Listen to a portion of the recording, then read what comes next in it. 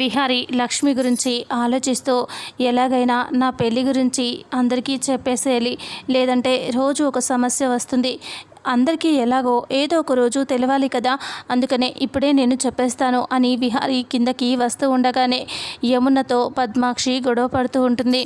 ఎందుకు ప్రతిరోజు కాకమ్మ కథలు చెప్తూ ఉన్నావు, నువ్వు నీ కొడుకు ఇద్దరు అసలు పెళ్లి చేసుకునే ఉద్దేశం ఉందా లేదా అని అడిగితే, ఏంటి వదిన అలా మాట్లాడతావు, ముందు కాఫీ తీసుకో అంటే, నీకు కాఫీ వద్దు ఏమి వద్దు చెప్పు, అసలు పెళ్లి చేయాలనే ఉద్దేశం ఉందా లేదా డ్రామాలు చేస్తున్నారా ఇద్దరు కలిసి అని అడుగుతూ ఉంటే, ఇంకా అప్పుడే యమున అలా మాట్లాడొద్దు వదిన, పెళ్లి చేయాలని అనుకుంటున్నాం కాబట్టి పెళ్లి చేసేస్తాం వదిన అని అంటూ చెప్పేసరికి ఇక అప్పుడే విహారి పైనుంచి అసలు విషయం చెప్దామని కిందకి వచ్చేస్తూ ఉంటాడు. యమునతో గొడవ పడుతూ ఉన్న పద్మాక్షిని చూసి షాక్ అవుతాడు. దగ్గరికి వచ్చి, ఏంటత్తా ఏంటి గొడవ అని అంటూ ఉంటే, రే నువ్వు కూడా చెప్పరా, నువ్వు పెళ్లి చేసుకుంటావా చేసుకోవా, ఏదో ఒకటి చెప్పు అని అంటూ అంటే, అప్పుడు ఇలా అంటూ ఉంటాడు విహారి, అది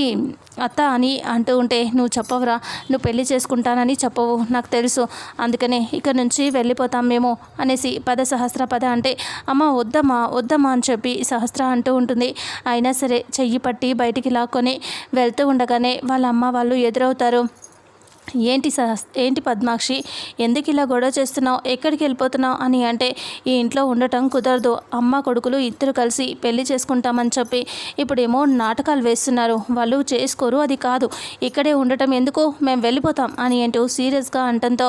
ఇక అప్పుడే ఇలా వాళ్ళ నానమ్మ దగ్గరికి వచ్చి, రే విహారి పెళ్లి చేసుకుంటానని చెప్పరా, వాళ్ళకు కూడా నీ మీద చాలా నమ్మకం ఉంది, అందుకనే కానీ కొంచెం ఎక్కడో మూలన అనుమానం ఉండటం వల్లే ఇలా గట్టిగా అడుగుతున్నారు, చెప్పరా అని అంటూ ఉంటే, అది నానమ్మ అంటే, ఏంట్రా అది ఇదని కునుస్తావేంటి, తొందరగా పెళ్లి గురించి చెప్పేసాయి, మీ అమ్మ మీద ఒట్టేసి చెప్పు, నీ మీద నాకు నమ్మకం ఉంది, అలాగే వాళ్ళకు కూడా నమ్మకం కలగాలి అంటే మీ అమ్మ మీద ఒట్టేసి చెప్పరా, ఇప్పుడే ఈ వారంలో పెళ్లి చేసుకుంటాను, సహస్రతో కలిసి జీవితం పంచుకుంటాను అని ఒట్టేసి చెప్పరా అని వాళ్ళ నానమ్మ